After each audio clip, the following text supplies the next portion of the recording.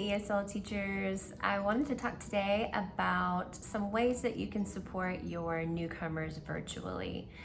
I have newcomers and beginning level students, so lately I've been finding myself having to email my content teachers and just let them know that first of all, they need a little grace, because for some of them, they may not have ever used a computer, or they're not very advanced in their computer skills. So I have 5 tips for you. So the first tip is actually some of the same scaffolds that you can use inside of the classroom, but these scaffolds are extra helpful when students don't have another student next to them to help translate or clarify.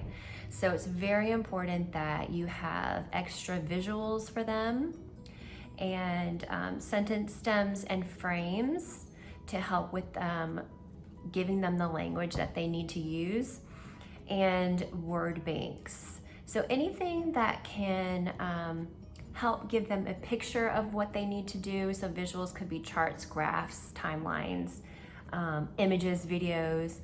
And when you pair that with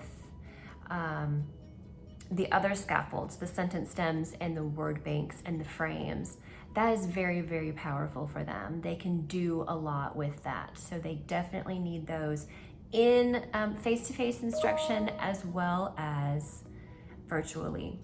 The next one is to post your materials and your PowerPoints somewhere where they can go back and find it, and they can translate if they need to. They can reread through the material. If you've got videos, they can play it again with captions or slow down the speed on the video. So putting that somewhere where they can find it again for later use. The third tip is to repeat your directions and important information very clearly and a little bit slower than you said the first time. So this is especially for content teachers. I think, at least I think for myself, like I would feel more maybe in a rush to like get into the assignment, because you know you have a ton of students and you've got your curriculum that you need to stick on or stick to, but it's important to slow it down. Anything that, if you ask yourself, what do I really need them to know in order to be successful for this lesson, slow it down and repeat it. So the next tip is, the fourth tip is to show students how to access the immersive reader. So with my newcomers, we are still practicing this really, but we spent a couple of times just kind of getting familiar with it, finding out where to click to get to it. There's so many options. We are Microsoft Teams suite, and so we in our immersive reader, we have picture dictionaries, grammar options. They can change the speed and the sound of the voice, and when they translate it, it also can read aloud in that language as well as English if they want.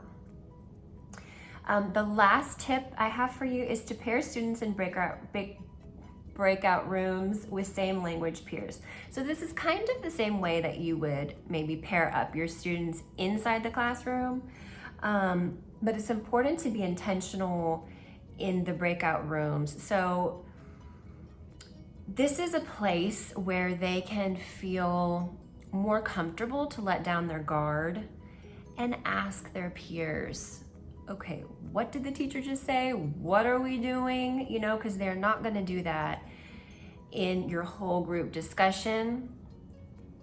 They're just most likely not, because they know that through the speaker and on the other end of the computer into your screen, their voice is going to come through as loud as your speakers are set to. So that is very intimidating. So the breakout room is a good place for them to ask clarifying questions, and also to help support them and use their native language with their assignments.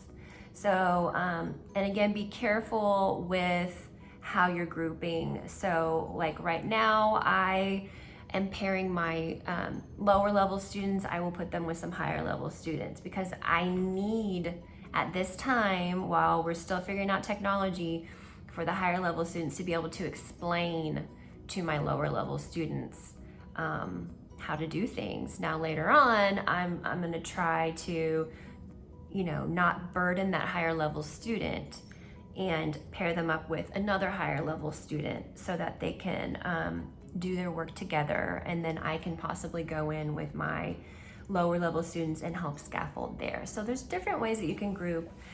Just be intentional and just be aware that that is a great support for them, especially when they're not sitting in a physical classroom.